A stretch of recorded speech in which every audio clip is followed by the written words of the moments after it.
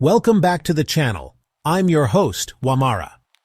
Today we dive deep into the story of Nabongo Mumia, the 17th king of the Wanga Kingdom. His reign, stretching from 1882 to 1949, was one of the longest in African history. He is remembered as both a celebrated leader and a controversial figure who collaborated with colonialists and even engaged in the slave trade. So who really was Nabongo Mumia? And why does his name still spark debate today? Let's find out. Nabongo Mumia was born around 1849 to Nabongo Shundu Wamakoya and Queen Wamanya of the Wanga Kingdom. As a child, he lived an ordinary life, herding cattle, farming, and hunting.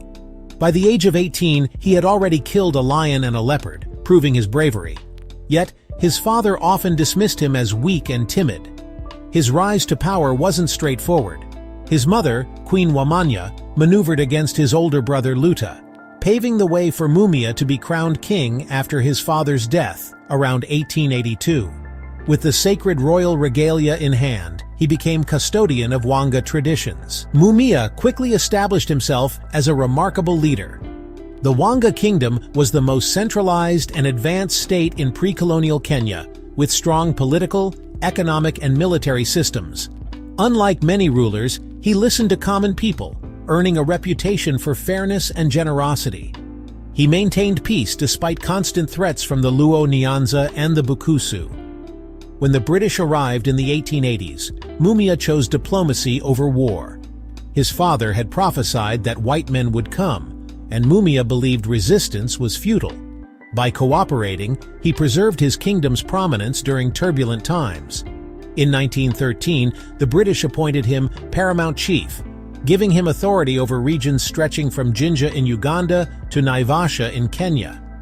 Chiefs of different communities, including the Luo, Maasai, and Busoga, reported directly to him. He wielded real administrative power under the colonial system, at least for a time. However, Mumia's reign was not without controversy. He engaged in the slave trade, partnering with Arab and Swahili traders. Captives from enemy tribes like the Luo and Bukusu were sold, fueling bitterness among neighbors. His close alliance with Arab traders also introduced Islam to the Wanga Kingdom, and Mumia himself converted. His cooperation with the British, while strategic, was seen by some as betrayal.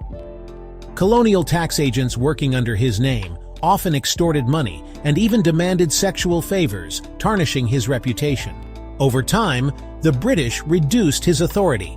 By 1926, his vast region was reorganized into North Kavirondo, stripping him of power. He went from king to chief and eventually into retirement, receiving only a modest pension. In his later years, Mumia watched his kingdom's influence decline. The British bypassed his son and installed his nephew as successor, further weakening Wanga power. He died in 1949, aged around 99, leaving behind more than 100 sons, 60 daughters, and over 400 grandchildren. At his burial, senior colonial officials were in attendance, a testament to his once great influence. Today, opinions on Nabongo Mumia are divided. To some, he was a visionary who safeguarded his people during the storm of colonialism. To others, he was a traitor who enabled foreign domination and profited from human suffering. His legacy lives on in the town of Mumias, which carries his name. So what do you think? Was Nabongo Mumia a wise leader who saved his kingdom, or a collaborator who sold out his people? Let me know in the comments below. And as always, don't forget to like, share, and subscribe for more African history stories. I'm Wamara, and I'll see you in the next video.